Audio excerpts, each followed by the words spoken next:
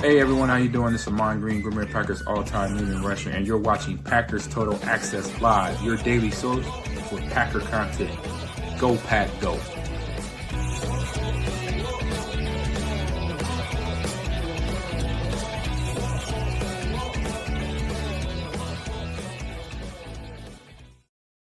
What's up, guys? Welcome into Packers Total Access. My name is Clayton. You can check us out on packernet.com. Find me on Twitter at Packers_access. You can email us, PackersTotalAccess@gmail.com. We're flying solo as of the moment. I believe Emilio will be joining us shortly. Tim and Jacob are both on assignment tonight. I think we know where Jacob's at, but you know how that goes. We got the chat filing in here. Appreciate everybody making us a part of your evening. We got Greg Rice in the house, Josh Vallanningham, the Aggressiver UFO, I think that's right. Chris, the casual in the house. Good to see you, buddy. Been good hanging out with everybody on the Patreon group and just talking about prospects and everything, man. It's a fun time of the year as we're closing in, man. We're just about a month away from the NFL draft. We're going to be in Green Bay, Wisconsin, covering the draft.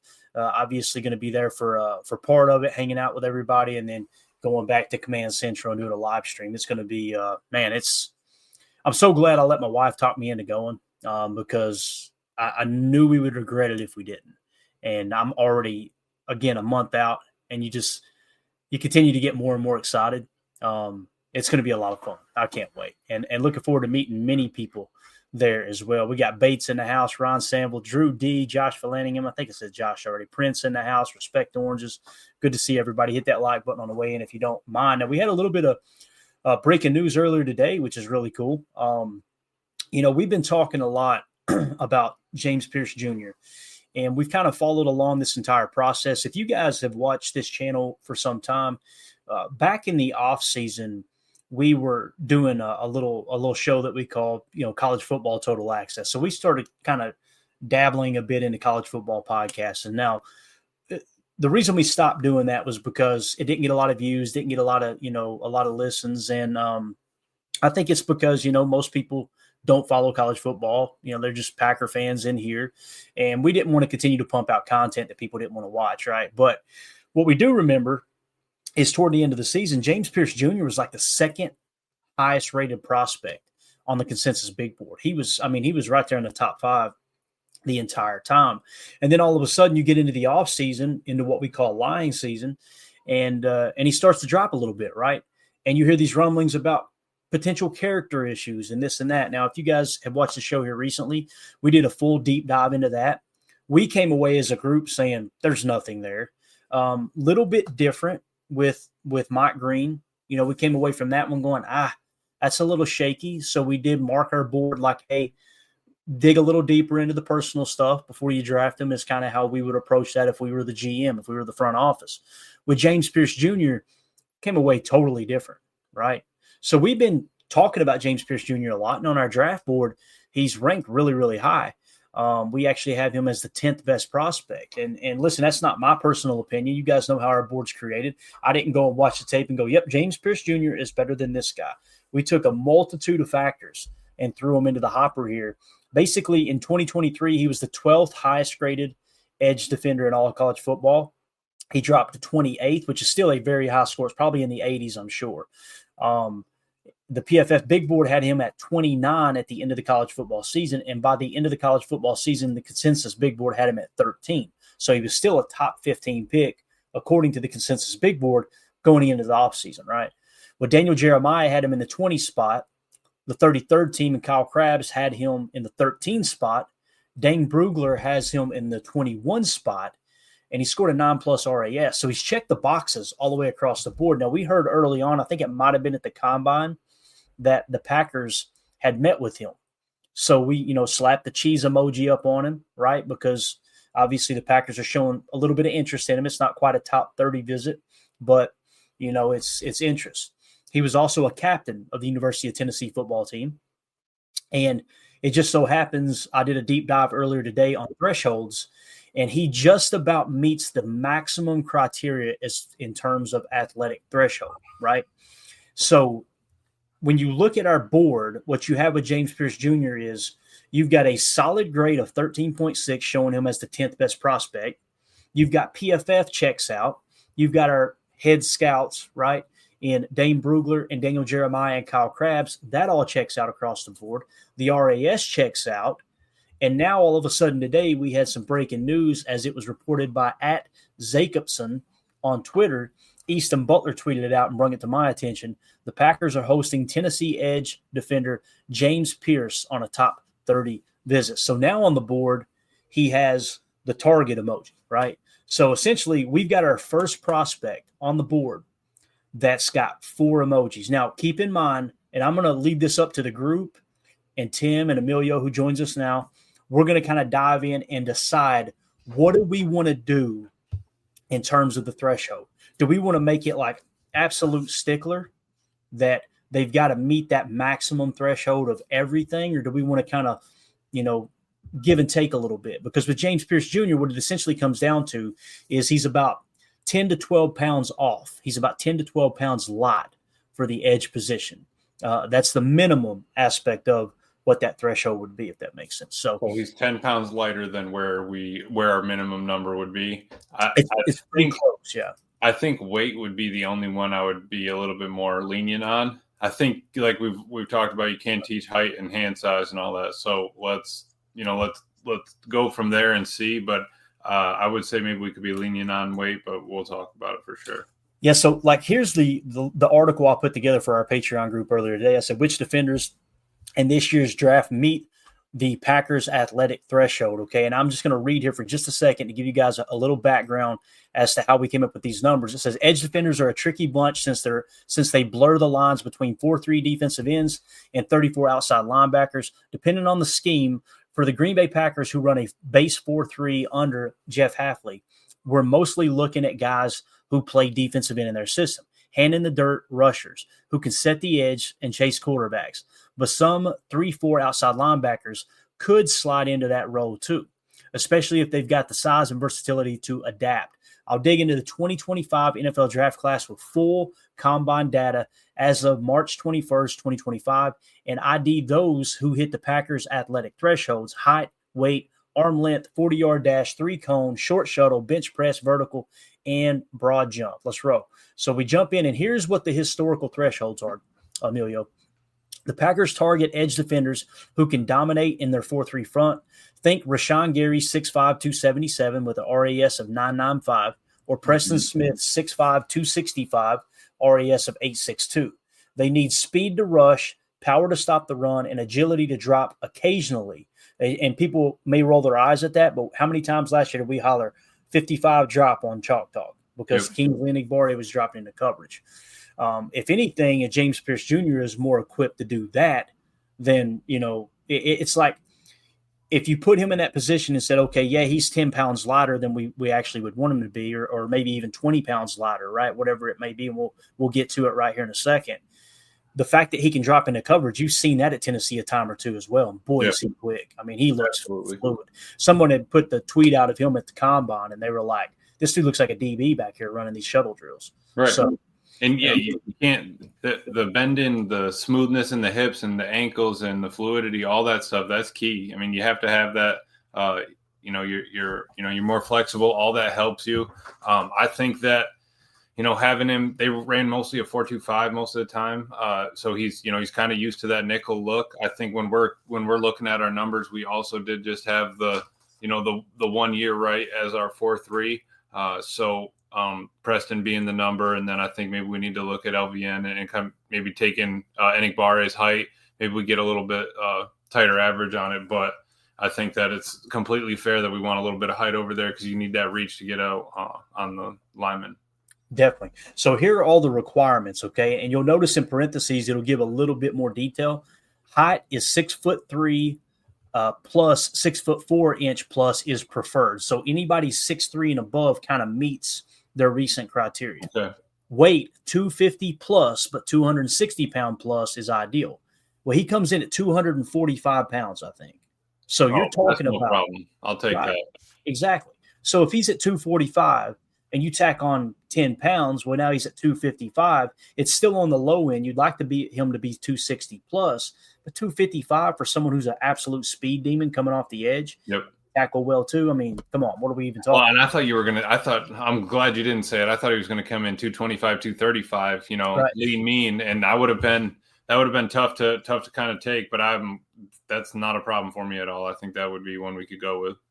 Yeah. So the rest of the thresholds are arm length 33 inches plus length to, or it says, 33 inches plus, and that's just length to disengage, right? When you've got that arm length, it doesn't allow those blockers to really get you in close. You can keep a distance, hand fight, and keep that separation. 40-yard dash is a sub 4.8 or a sub 4.7 would be elite in their threshold. The 3-cone drill is a sub 7.4 agility for bend, and he's definitely got that. Short shuttle, a sub 4.5 seconds.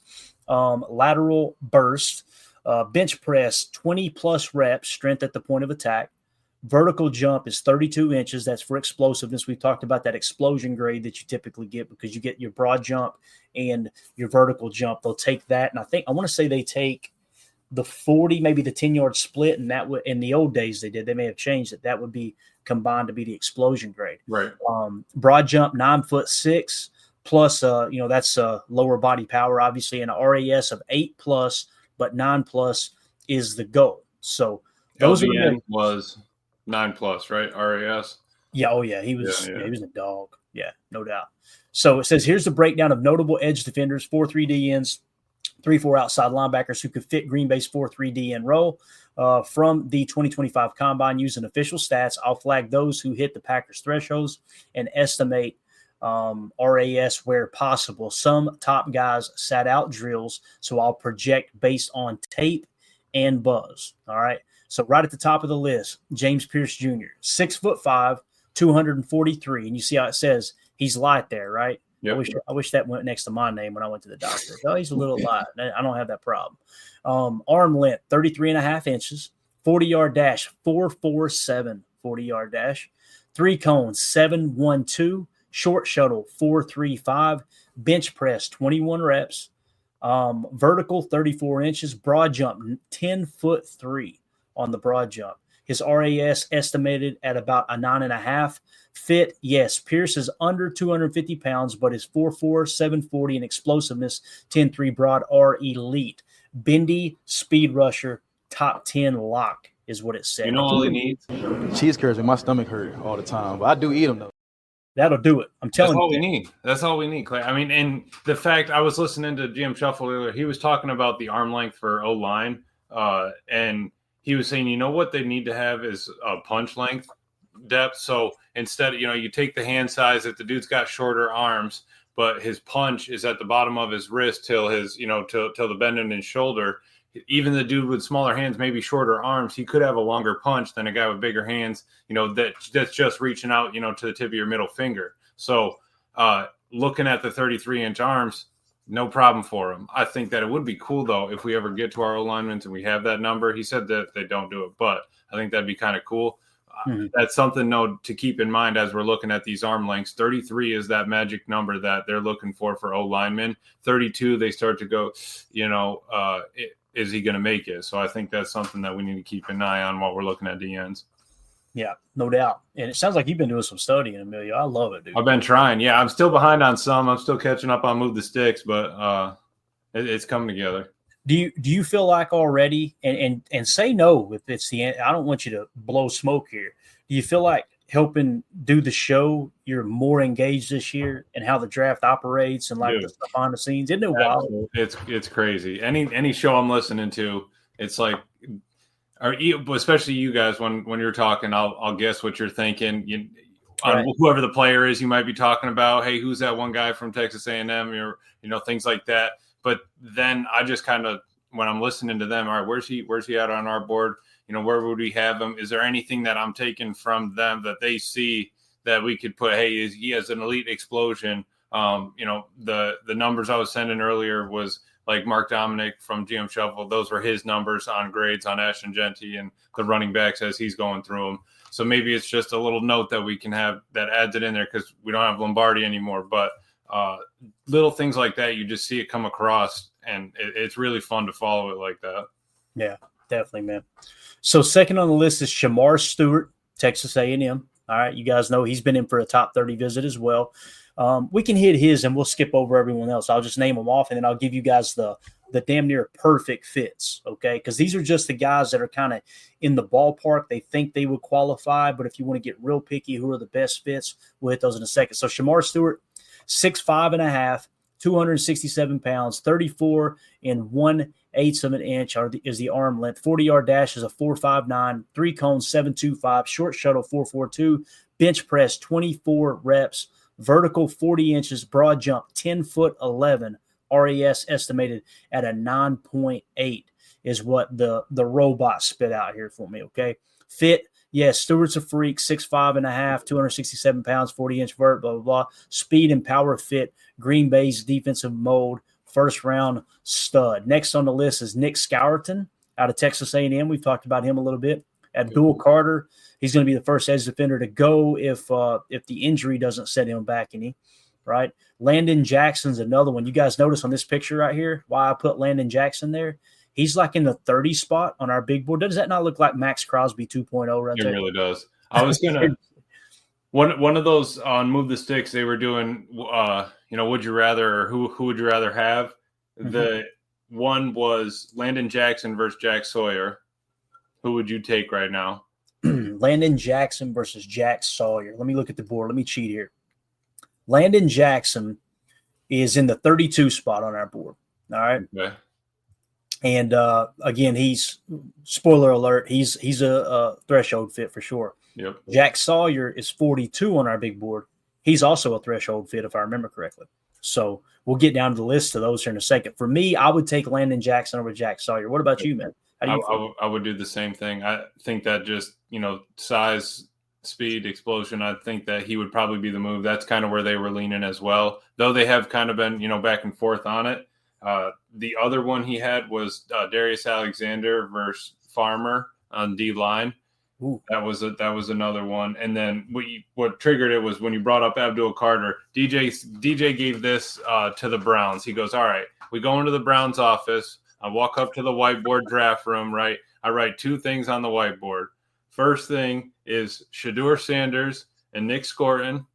And then in the other column, we have Abdul Carter and Tyler Shook. So he's that high on Tyler Shook too.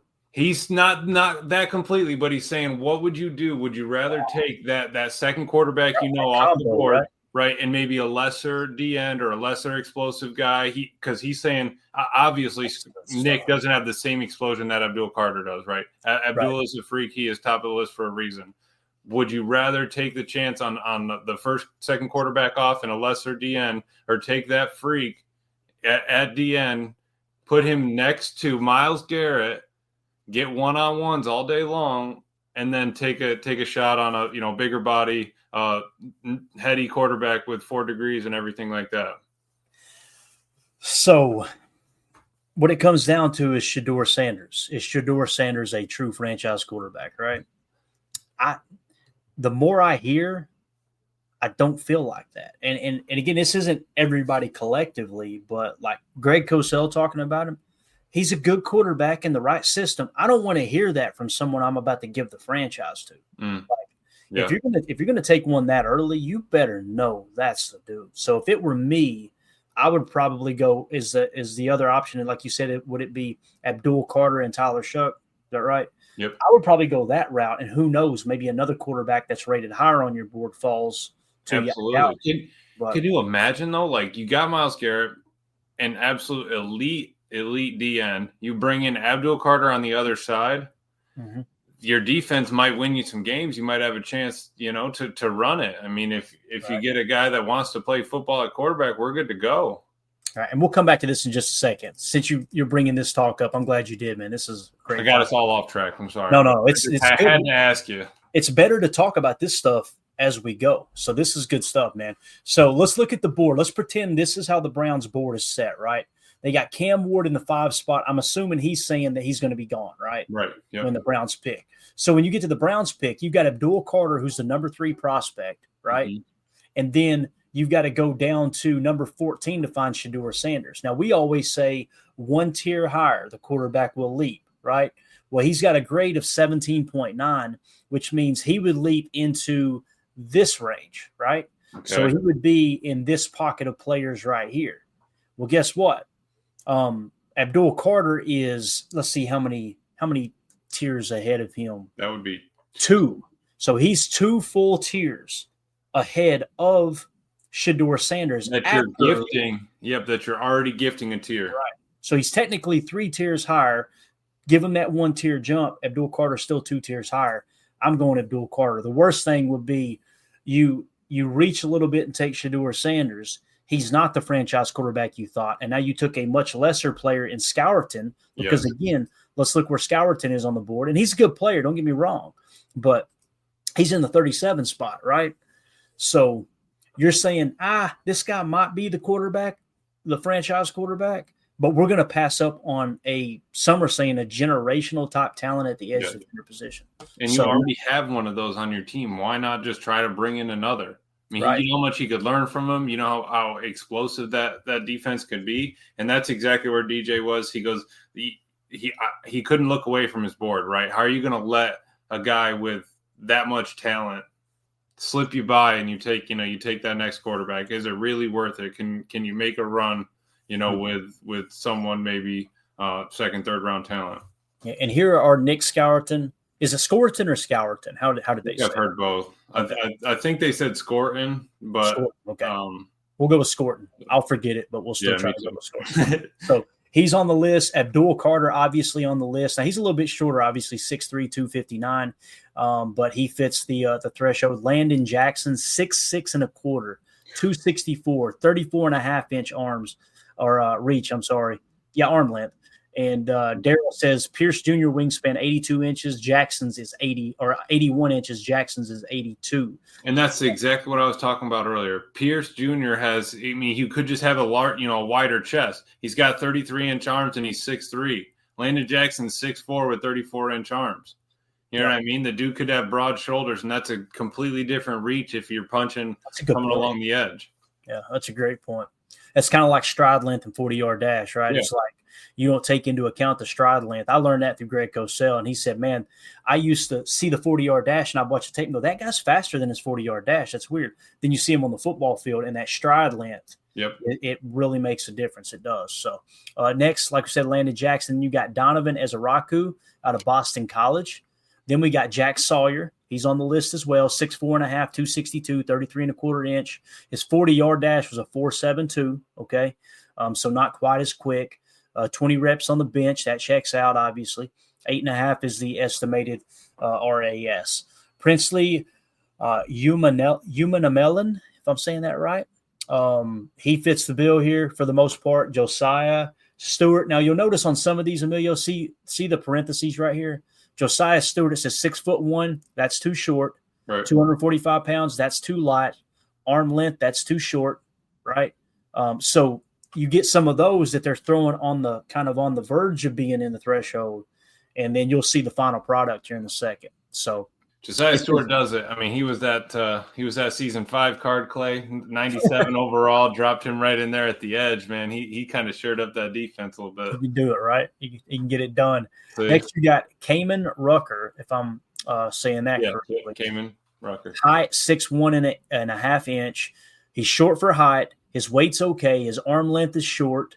And his RAS estimated at 8.3. It says fit, yes. Rucker's short, but 262 pounds and 24 reps spring power, day 3 depth. So you see how the system that we have set up here using AI is fudging it a little bit. And that's what I was saying. Anybody who made this final list here, it says here's the final list of 2025 edge defenders who hit most or all of Green Bay's marks. These are the guys that we put the old googly eye emoji next to, all right, the old heart emoji. Yeah, you went a little crazy with that. That's pretty wild, man. That board is. Hey, just for the record, Jacob said, "Can we just do like a flex or something?" That looks a little. No, Jacob. No, you're going to get in touch with your feminine side on this show, sir. We're trying to run up the bill at Office Max when he goes to print this thing. Exactly right. So here's the final list of 2025 edge defenders who hit most or all of Green Bay's marks. James Pearce Jr. at the top of the list, 6'5", 243, 33.5-inch arms, 4'4", 740, 34-inch vert, 10'3" broad jump. So again, even though he's light at 243, they're saying you can't pass this up. Now, when you go to Twitter, there are people on there, you never hear from them unless they disagree with you. And this time every year, they're what I call the threshold police. They come in the second you mention they draft this or get excited about that. And it's, well, they'll never do that. They said that about Devontae White because of his age. And we drafted Devontae White. I'll never forget Ryan Schlip running victory laps over that. Just going, I thought he wasn't going. He couldn't have. So you knew they sit on the top of the Dollar General sign. You know, they're just sitting there hovering as you fly by on the street. Oh, yeah. Come around. Throw the little beacon on top of the hood as they pull out. It's unbelievable, man, how miserable people are. But anyway, Shamar Stewart, another top 30 visit for the Packers. He fits the bill. 6'5" and a half inch, 267 pounds, 34 and 1/8 inch arms, 4'5", 40 inch vert. Look at that vert compared to James Pearce Jr., man. That's pretty impressive. That's a lot of explosion, boys. Yeah. But again, look at the college production. James Pearce Jr. was an animal, and Shamar Stewart kind of lacked a little bit of that, right? Like, I don't want to say he lacked being an animal, but he lacked the production. We talked about that. What was it, like 5 or 6 sacks, something like that? Shamar Stewart has 6 more inches on the vert, and he has 8 more inches on the broad. Yeah, eight on the broad. Yeah, that's crazy, dude. So he's Shamar Stewart. We've got 2 top 30 visits so far. Shamar Stewart and James Pearce Jr. Right. One, they're both freaks. Don't get me wrong. But one, better college production, but less of a freak. Mm-hmm. The other one, an absolute freak, less college production, right? Yeah. So you guys know where I would side. I would go with the college production. You know, as we've tried. I mean, I know Jacob's still trying to find that kill, and that's where he's probably at on assignment tonight, in the depths of Lambeau. But that's it, man. How many times are we going to try it? Let's try the middle grounds one time. Exactly. Let's see what Daryl says. Daryl running down the stats for us. Appreciate you, buddy. He says James Pearce Jr. has 25-plus sacks in his collegiate career.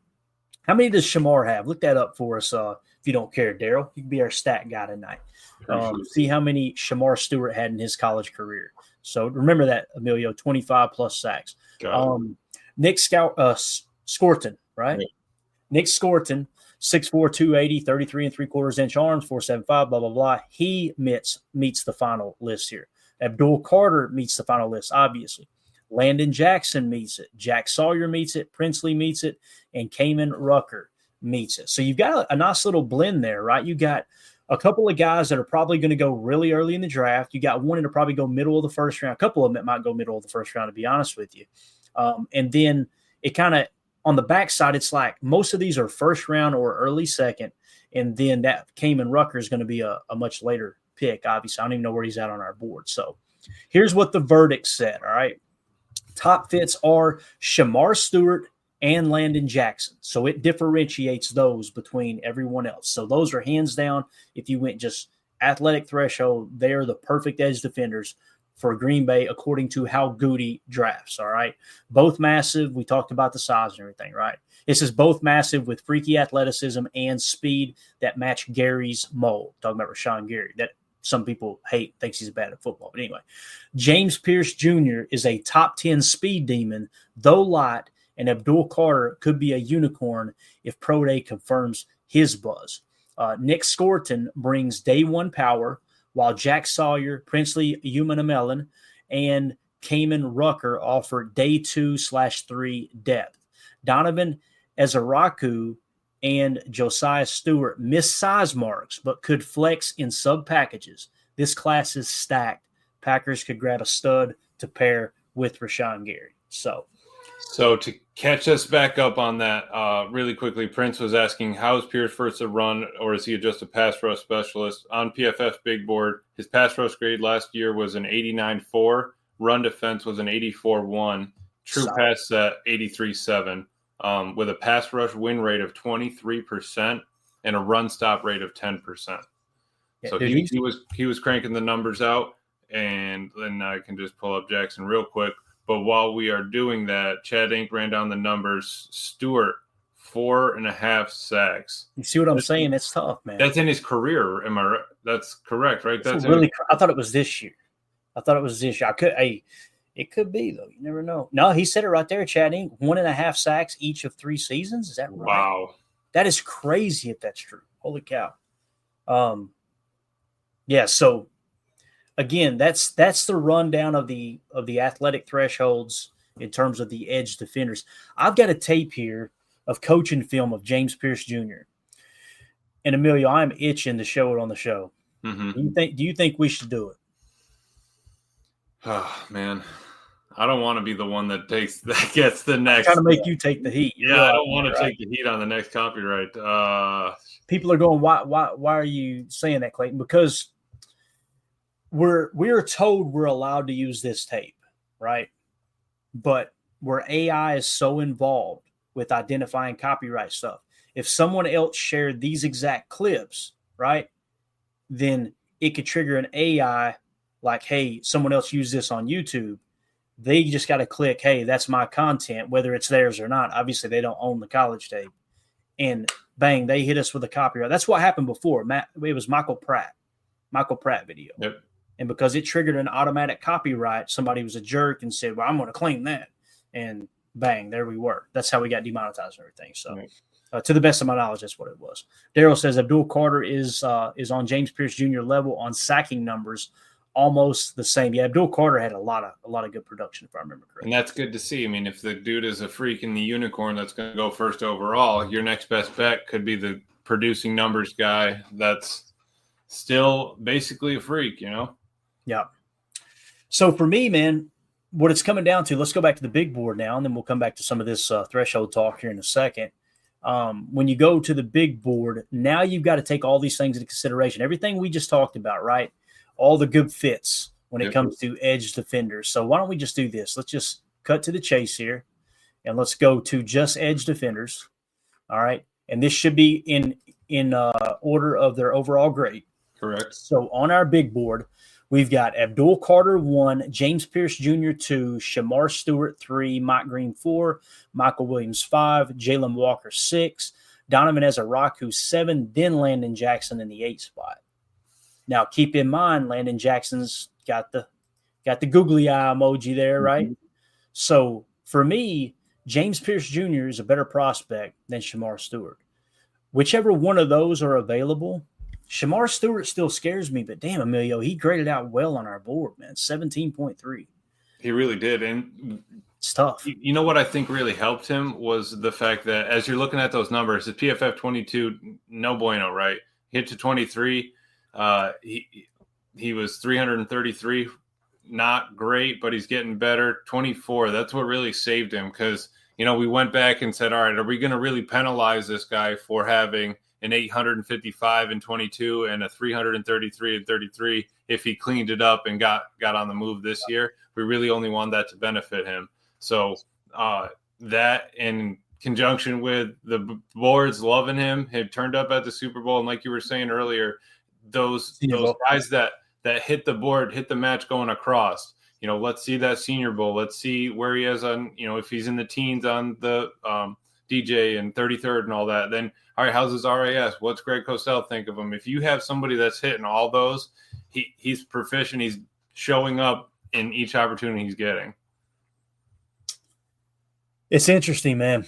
It's a little nerve-wracking too, because you're like, one of these dudes are going to be an absolute stud, and one of them is probably going to be a bust. Yeah. Like, and which one's it going to be? And that's where I always lean towards, you know, both of them played in the SEC, right? Texas A&M somehow, some way is in the SEC now, which cracks me up.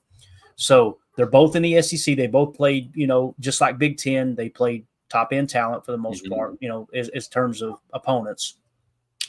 James Pearce Jr. had better production, but Shamar, literally, if you removed all the athletic stuff, I about said a bad word. That was close, man. If you removed all the athletic scores, it would be hands down James Pearce Jr. Absolutely. Right? But again, we know Goody. He loves those athletic freaks, man. He does. Let me give you Stewart's numbers real quick. His pass rush grade last year was a 67.2. His run defense grade was an 88.2. True pass rush grade was a 73.5. And his pass rush win rate was a 12.4% with a run stop rate of 5.5%. basically his production win rate numbers are half of what James Pearce is. Yeah, I'm going James Pearce Jr. If these two guys are on the board, I'm taking James Pearce Jr. I think we have to. We tried it with LVN. LVN can be working on the kiln. Let's bring a dude in that was producing and can continue. That's why you bring them in, though. That's why you got to bring them in on the visit. That's why you got to see them in person. You'll be able to hammer out a lot of those issues. And like you said, when you told me that, when you texted that to us and that he came, first thing I said was, all right, we're going to know, or we're not going to know. They're not going to tell us, but they're at least going to have a definitive answer on, was he off the field an issue or was it not? And let's move on, because you need to be able to take that border off his card if that's what it is on the whiteboard. You got to be able to take that off and know. You really do, man. You do. And here's the other thing, guys. These are our first two top 30 visits. They both might be gone when we pick at 23. Yeah, right? That could happen. We could be pulling a guy from the 50s on our board. Right. Exactly. So let's do this. We've got the board still up. We can go back to it in a minute, but let's switch gears and talk about who were the top 30 visits last year. Okay. And this is something that really kind of caught me off guard a little bit. I had the AI do a quick search, and we got, of course, Adrian Cooper up here because he was the top 30 visit, if I remember correctly. Mm-hmm. So I said, here's the entire list of prospects who were top 30 visits with the Packers in 2024. It says the Green Bay Packers' top 30 visits are a key part of their pre-draft process, where they can host up to 30 prospects at their facility to evaluate them more closely, whether to vet top talent, assess injury concerns, or scout potential undrafted free agents. While the teams keep these visits under wraps, various reports from 2024 give us a solid picture of who came through Green Bay ahead of the 2024 NFL Draft. Here's a rundown of reported visitors based on what's been pieced together from reliable sources, okay? Kyron Amagaji, offensive tackle out of I think he ended up being a pretty solid player for the Niners, if I remember right. Yep. Adrian Cooper from Texas A&M. That sound familiar? This dude right here. Next on the list, Javon Bullard, safety out of Georgia. You ever heard of him? I've heard of him. This next one's controversial. Jordan Morgan, offensive tackle, Arizona. Here's the guy. The reason it's controversial, look right here. It was rumored but not confirmed. So this is one of those that people were saying he came in for a top 30 visit, but we didn't really have a firm confirmation. So right. If people see that and go, well, he wasn't technically okay, you may be right? Let's just remove him from the list and pretend like we didn't even mention him. Next on the list, Tyron Hopper, linebacker out of Missouri. Next on the list, Evan Williams, safety out of Oregon. Next, Jacob Monk, center from Duke. This next dude you may have heard of, Amelia. You want to read it to the class? Put that name in my mouth right there. I have one. Offensive tackle, Georgia Get ready State. to go. That's what I was looking for. Next, Michael Pratt, quarterback from Tulane. Kalen King, cornerback from Penn State. Zach Zenter from Michigan, interior offensive line. Michael Hall Jr., defensive line from Ohio State. Xavier Legette, wide receiver from South Carolina. Marshawn Nealon, edge defender from Western Michigan. Tyler Guyton, offensive tackle from Oklahoma. Mason Smith, defensive lineman from LSU. Austin Booker, edge from Kansas. Jermaine Burton, wide receiver from Bama. Kool-Aid McKinstry, cornerback from Bama. Traven Wallace, linebacker from Kentucky. Giovanni Manu, offensive tackle from British Columbia. Jameson Williams, safety out of Albany State. Jerrion Jones, cornerback from Florida State. Katan Oladapo, that's right, out of Oregon State. Omar Brown, safety from Nebraska. He ended up on the roster, right? Christian Boyd, defensive lineman from Northern Iowa. Jaquan Shepard, cornerback from Maryland. Aaron Casey, linebacker from Indiana. Jake Hardison, quarterback from UTEP. And Chris Abrams-Drain, cornerback from Missouri. In the end, 11 of these 30 players landed on the Packers roster. If you don't want to count Jordan Morgan, 1/3, Clay. Right. If you don't want to count Jordan Morgan, then it would be 10, still be a third, right? So immediately people in the Twitter mentions are like, well, they use them as smoke screens too. I've heard people say that, but I've also heard former GMs talk about it's too valuable to try to send a smoke screen. Right. We're going to waste our staff meeting with a player to potentially trick someone else. You know what I'm saying? You want to waste one or two, maybe. All right, fine. I'm not wasting 15 picks on a guy that why would it matter? You need to be able to see how they're going to function in Green Bay, how they're going to, walk into the field, what they're going to feel. Sometimes you just hook, line, and sinker them just by walking into, Lambeau, getting that feeling, and it's over, right? Yep.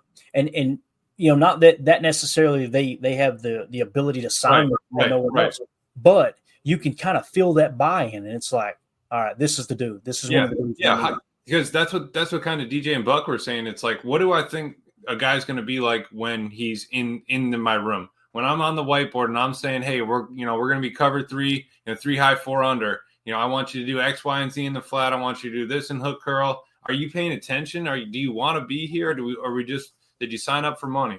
I think you have to know. You have to know that.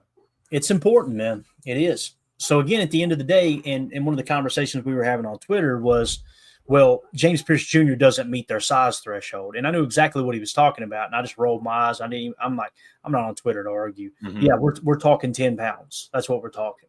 Right. Well, my threshold's actually 268. Okay, there, genius. Take your 1,000 followers and go in Twinkies at Dollar General is what it's been, Clay. He said, just keep the auto door open. I'm coming back in. It cracks me up, dude. And it's always the people you never hear from. You never hear from them unless they disagree. And they just magically pop up in the mentions. So anyway, Twitter GMs, you got it, Jaco. It cracks me up, man. And you never hear when they're wrong. Well, I'll keep that to myself. You never hear when they're wrong, right? It's only when they're right. When they get something wrong, they don't come back and go, man, I really messed that one. I got that one wrong. They never talk like that, So William D. Lofton Sr., did y'all answer the question on how y'all feel about the multiple members of the Packers scouting team going to the Oregon Pro Day? We talked about that with Tim this morning. I think it was yesterday. Last night. Okay. All right. Yeah. To me, it feels like Derek Harmon. Yeah. I feel like that was the main one. Like, let me go back to the board here. We're done with this anyway. So anything else you want to talk about in terms of the visits? No, I think it's just everything we've been doing on the board to be able to give us this visualization is what we're seeing just in this list right here. Like if we had all these options that we did last year, or this year on last year's board, all this would have talked to us. I think us being able to see this now this year, we should be able to put together a nice list that says, hey, out of the 30 visits, we got 15 of them that hit everything, 15 that don't, and just narrow it down. I mean, you could be spot on for 4 out of the 7, I mean, check it out. Like Jordan Morgan, let's assume that rumor was true, right? It probably was, to be honest. We would have put a cheese at least on the board for him. Absolutely. Yeah. So first round pick, he was a top 30 visit. Second round pick, he was a top 30 visit. Yep. Second round pick, he was a top 30 visit. Third round pick, he was a top 30 visit. Fourth round pick, he was a top 30 visit. Where was Jacob Monk taken? 5th or 6th. I think it was 5th. Top 30 visit. Travis was a 6th. Was he a 6th? Yep. Top 30 visit. Michael Pratt, 7th. We won in every round? Is that what we just read? Yep. No, and Kalen King right there. It says actually right underneath all of them. Taken in the 6th, Michael Pratt, round 7. Went in round 7, Kalen King. We took him as well. Zach Zinter, we weren't able to get our hands on. You keep scrolling down, and we got our boy. That's right. Oladapo, 5th round pick. Every draft pick we made was a top 30 visit.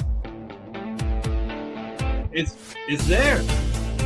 So I had to let it drop. With that being, you always gotta let it drop. That's what Jacob said at the office. Let it drop.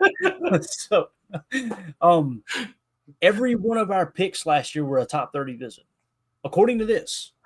According to the research I did. You guys, again, anything that we show on this show, I'm one knucklehead out here trying to navigate the waters. If you see something we got wrong, let us know. We'll change it. We're learning together, all of us. That goes for anyone in the Patreon group as you're combing through the draft board. Let us know if you see anything that looks funky. Absolutely. We'll hit it. Like somebody mentioned earlier, when we get the linebackers on the article from the linebackers, they mentioned, who was it? Was it Stutzman? Who was it? There was a linebacker from UCLA. What was it? Schweisinger. It wasn't him. If you say him, I'll know him. We got crap down here. Hold on, I got you. Now. Todd Campbell, Schweisinger, Demetrius Knight, Stutzman, Higgins, Kaiser, Chris Paul, Bassa from Oregon, Jeffrey Bassa, Jalen Walker, Cody Simon, Kobe King, Barrett Carter, my boy Sean Dolak, Teddy Buchanan. Teddy Buchanan. Bam. So we don't have Teddy Buchanan listed as a good fit for the Packers. He's close. And someone had made a comment, hey, I think he actually might meet the criteria. He probably will for some people's side. We're going off of kind of this average AI approach of, hey, here's – and you'll see it. Just like we read off of the edge defenders, it shows why they met that criteria. So, but again, that's someone we might want to add, and that's why I want to talk to people about that too. That's why with like, if you, Tim, Carly, everybody in the chat said, take James Pearce Jr. off of that, he shouldn't get the googly eyes, then we'll do it. But I'm looking at it going, boy, it's 10 pounds. Like that ain't nothing. It's 3 trips to Culver's. I mean, that's all it is. But the whole point here is you'll hear people say, well, they use them as smoke screens. Yeah. Every one of our draft picks last year were top 30 visits, if I'm looking at this correctly. This list could be completely wrong. I don't think it is, but that's and wild. Also remember, most of them are thin and down so that they can run faster for a straight line 40-yard dash that they're not going to use. And we always talk about, hey, you're worried about this draft this whole offseason. You know, you're trying to cut, you're trying to pick up speed, you're trying to pick up a 10th, whatever it is. You need that one extra offseason. You're going to pick up 5-10 pounds in the NFL just by going to the weight room and using their regimen. You know what I mean? It's not like it's not like that's that big of a deal. Yeah. So the top 30 visits are a real thing. That's the point of the whole exercise. Yep. The top 30 visits are a real thing. So that's going to do it for hour 1. For those of you listening on the pod, we'll see you on the other side for hour 2. We appreciate y'all.